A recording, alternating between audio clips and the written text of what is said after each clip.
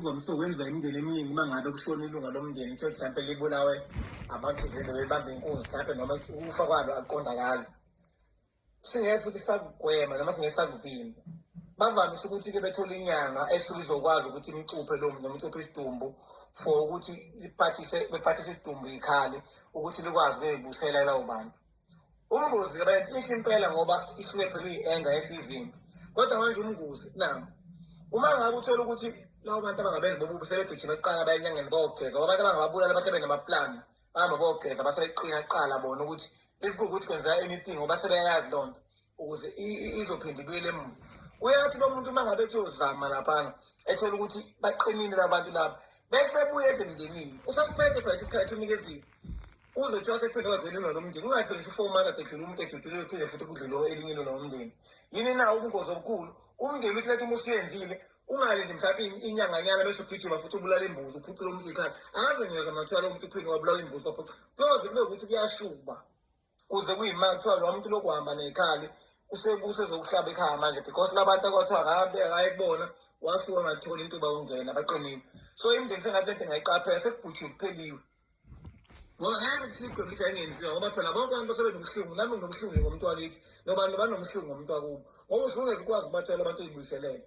Kodwa manje sengathi umuntu olinyanga uthi lethi umuyenza udlule isikhashanyana mhlawumbe la ngathi ngaqala isikhathi bese ngiphinde ngiyabuyela futhi cha nihlaba imbuzi-ke manje cha sisakususa-ke manje ikhaya siyakususa ikhaya lokuze zishiye phansi nimgcine nimhlambe ulabuya zoba idlozelile ngoba manje yena usalokhelwa manje phethe isikhali ulokhela useshangisha abantu bala ekhaya egcekeni ngoba la bantu laba baqinile bayingozi. So abantu ngathi uma ngabe kwenzeka igameko kuthi noma engikhona bese becabanga amasayidoni ukuthi okay into mabenza kumele ukuthi ngoba phela lento yogcina siwumkhokha manje sezakube bahambe ngengozi bonke abantu bala ekhaya bebulawa ngesikhali because lo muntu enamnikeza isikhali usabiza abakhe naye ngoba futhi akuvaliwe nje lapha kuthi la umndeni izothi isilimayo umuntu ongasekho nje isilima kabe ngashona namhlanje kwazi ukuthi uyashizila udonsa kanzima uyayiphantela ngoba sisebenzisa isaphanda saholide noma enze imoto uzofuna umsebenzi afuna into ezinkulu ezingaka kodwa bekwazi ukuthi uyiphanda. So umuntu mase kungalo ngathi uphenduka ingane nomdala bekade umzali wakho uthi uyangala afuna adimande into ezingaka wena ngazi imfihlelo kaNkulunkulu ke mase ungalo bakekho ubuyasho ukuthi uhambe kanjani. Kodwa engazi ukuthi nje le ndaba lephathi yokuthi umuntu nemphathisa isikhali kungadlula mhlawumbe amaviki anyana u3 noma mhlawumbe inyanga bese ngibulala imbuzi nilokuze futhi nithi cha siyakususa ngoba manje isikhathi esiningi kuvamise ukubhujwa.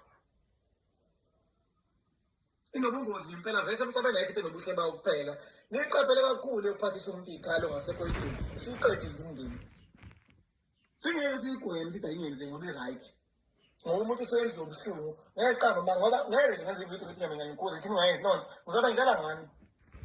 Kodwa manje kunomgozi ngoba manje sometimes labantu abazidala bayinto laba uthola ukuthi bahamba kuqala abathendayo banayo yonke indlela banamasakamuzi bayalutha ngayikho into abangenayo.